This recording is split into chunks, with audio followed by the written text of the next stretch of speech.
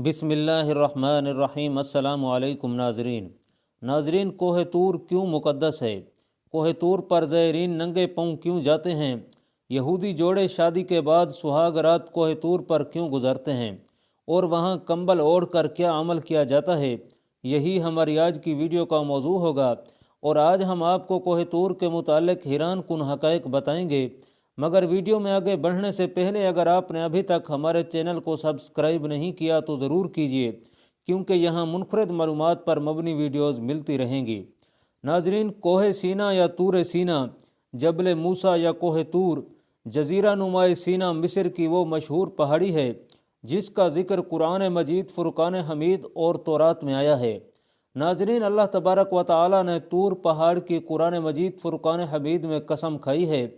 तूर सीना में मुख्तलिफ वाक़यात रूनुमा हुए हैं, जिनमें हज़रत मूसा अलैहिस्सलाम और अल्लाह रब्बुल इज़्ज़त का आपस में हम कलाम होना, 40 दिन का मीकात, बनी इसराइल के 70 लोगों के साथ मीकात पर जाना और हज़रत मूसा अलैहिस्सलाम की वफ़ात शामिल हैं। नाज़रीन, नबी आखिरुज़्ज़मा इमामुल अंबिया जनाब मुहम्मदुर रसूलुल्लाह सल्लल्लाहु अलैहि वसल्लम ने तूर सीना के तकद्दुस की इल्लत की मवारिद में से एक हज़रत मूसा अलैहिस्सलाम का वहाँ पर अल्लाह रब्बुल इज़्ज़त से हम कलाम होने को करार दिया है। नाजरीन, हज़रत मूसा अलैहिस्सलाम को दुनिया से पर्दा फरमाए तकरीबन 3000 साल गुजर गए हैं। ये पहाड़ उस वक्त से मुक़द्दस चला आ रहा है और ज़ायरीन 3000 साल तक कोह तूर पर नंगे पैर आते जाते रहे हैं, क्योंकि हज़रत मूसा अलैहिस्सलाम कोह तूर पर नंगे पाँव गए थे। और ये रिवायत आज भी कायम है कि हर मज़हब के मानने वाले कोह तूर पर नंगे पाँव जाते हैं। सफ़र इंतहाई लंबा और दुशवार होता है, चुनाचे 90% ज़ायरीन के पाँव ज़ख्मी भी हो जाते हैं। कई ज़ायरीन पहाड़ से गिर कर मरे भी हैं। यूं इस पहाड़ की चोटी तक पहुंचने में सैकड़ों लोगों की जानें चली गई हैं। नाजरीन, तकरीबन 100 साल कबल ईसाई, यहूदी और मुसलमान उलमा इकट्ठे हुए और ज़ायरीन को जूतों समेत पहाड़ पर चढ़ने की इजाज़त भी दी। मगर इसके बावजूद कुछ लोग आज भी अकीदत की वजह से नंगे पाँव ही जाते हैं। ये सफ़र निस्बतन आसान तो हो गया, मगर एक शख्स ने पहाड़ को इस तरह तराशा के ज़ायरीन के चढ़ने के लिए सीढ़ियाँ बना दी। कुछ हद तक अब ये सफ़र आसान है। नाजरीन, यहूदियत में कोह तूर को इंतहाई मुमताज़ मकाम हासिल रहा है और यहूदी शादी के बाद फ़ौरन कोह तूर पर आते हैं और अपनी पहली रात कोह तूर पर गुजारने को बाइस रहमत और बरकत समझते हैं। यहूदियत में यह रिवायत है कि शादी की पहली रात दूल्हा दुल्हन दोनों कोह तूर पर जाते हैं और कंबल ओढ़कर शादी की पहली रात वहाँ गुजारते हैं। नाजरीन, उनका ख्याल व अकीदा और नज़रिया यह है कि यह अमल साले औलाद के लिए ज़रूरी है। ये रिवायत आज भी कायम है और बाज़ यहूदी सुहाग रात वहाँ पर मनाते हैं, यानी मियाँ और बीवी शादी की पहली रात वहाँ पर मिलाप करते हैं। और यहूदी जोड़े अपनी सुहाग रात कोह तूर पर इस अकीदे से गुजारते हैं कि उनकी अज़दवाजी ज़िंदगी खुशगवार गुजरेगी और उनकी औलाद नेक और सालेह पैदा होगी। नाजरीन, कोह तूर की चोटी दुनिया का वाहिद मकाम है जहाँ तीनों आसमानी मज़ाहिब के ज़ायरीन इकट्ठे होते हैं और एक दूसरे के साथ खड़े होकर अल्लाह रब्बुल इज़्ज़त के हुजूर दुआ करते हैं। ये वो मकाम है जहाँ कोई बंदा रहता है और ना कोई बंदा नवाज। मगर जो यूँ सूरज चढ़ता जाता है, लोग तूर के नीचे उतरते दिखाई देते हैं। नाजरीन, ये लोग दोबारा यहूदी, ईसाई, मुसलमान हो जाते हैं, मगर तूर पर सब अल्लाह रब्बुल इज़्ज़त के हुजूर इंसान बनकर खड़े होते हैं।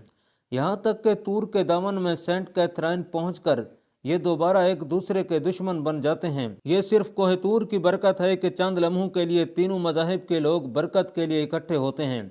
नाजरीन, कोह तूर पर तीनों मज़ाहिब के दरमियान मौजूद दीवारें गिर जाती हैं और अल्लाह रब्बुल इज़्ज़त के बंदे सिर्फ अल्लाह के बंदे बन जाते हैं। नाजरीन, कहा जाता है कि तूर से वापसी का सफ़र चढ़ाई से ज़्यादा मुश्किल होता है।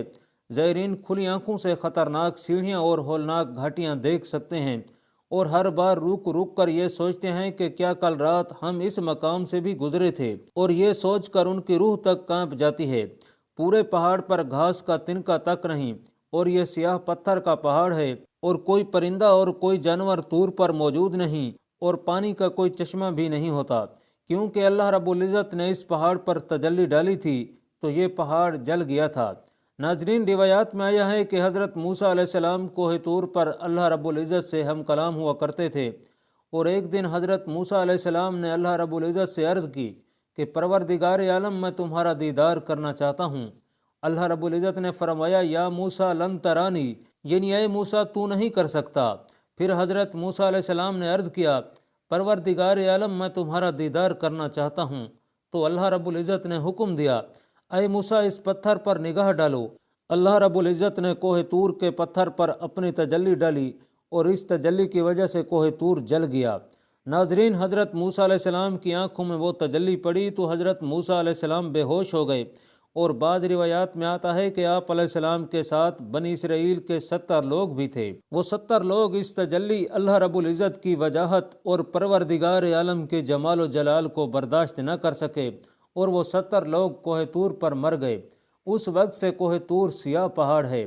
ناظرین، بعض لوگ کوہ طور کی مٹی کو سرما بنانا بھی پسند فرماتے ہیں، اور کہا جاتا ہے کہ کوہ طور کا سرما آنکھوں کے لیے باعث رحمت اور شفا ہوتا ہے، اور پوری دنیا کے مختلف ممالک میں کوہ طور کا سرما بھیجا جاتا ہے۔ مختلف ممالک کے لوگ کوہ طور سے پتھر لا کر پیس کر سرما بناتے ہیں۔ ناظرین، کوہ طور پہاڑ اللہ رب العزت کی عظیم نشانیوں میں سے ایک نشانی ہے۔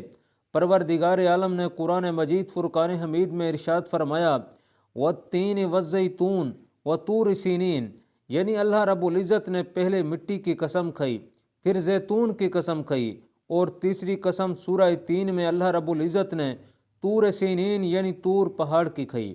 ناظرین، سال 2016 میں مصر کے ایک ماہر آثار قدیمہ نے وہ مقام بھی دریافت کرنے کا دعویٰ کیا تھا جہاں اس کے بقول اللہ رب العزت نے پہلی بار حضرت موسیٰ علیہ السلام کو مخاطب فرمایا تھا۔ مصری ماہر آثار قدیمہ ڈاکٹر عبدالرحیم ریحان نے بتایا کہ مصر کے کوہ طور میں واقع خانقاہ سینٹ کیتھرین یا کیتھرائن وہ مقام ہے جہاں اللہ رب العزت نے حضرت موسیٰ علیہ السلام کو مخاطب فرمایا۔ ان کا ماننا ہے کہ یہی وہ بات اللہ رب العزت نے اپنے پیغمبر سے کی جو قرآن مجید فرقان حمید میں درج ہے۔